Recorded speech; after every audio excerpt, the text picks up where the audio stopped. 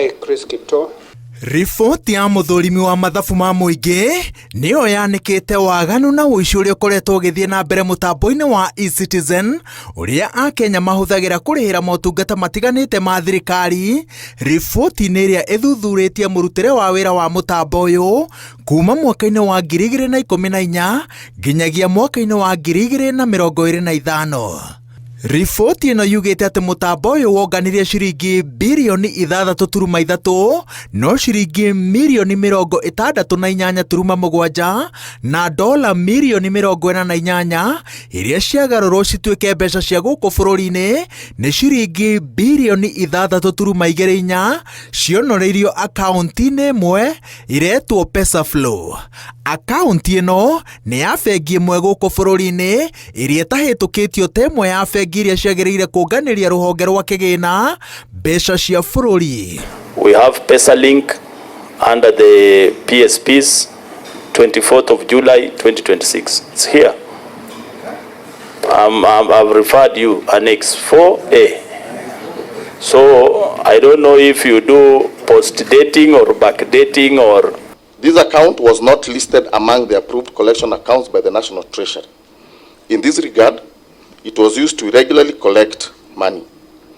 The total amount regularly collected using the account was not established, as the bank statements for this account was not provided for audit. Mwandiki mukaru ministry-ini ya kigina ndagitari Chris Kipto ni ageretie kwihatura thitango cia muthurimi wa mathabu ma muingi akiuga ati mbeca ici ciategeirwo riera-ini mbere ya ciharukite kambuni-ini kana kuri mundu kiumbe.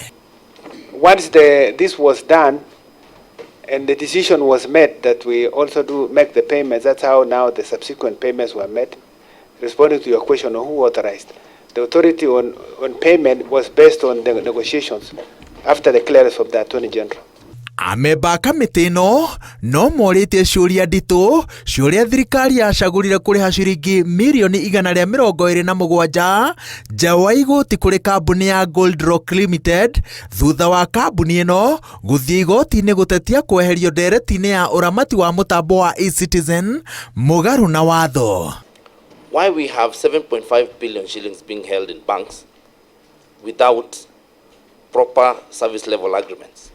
Webmaster Kenya Limited entered into a private subcontracting agreement with Gold Rock Limited for the management of revenue, settlement and reconciliation pertaining to the e-Citizen platform.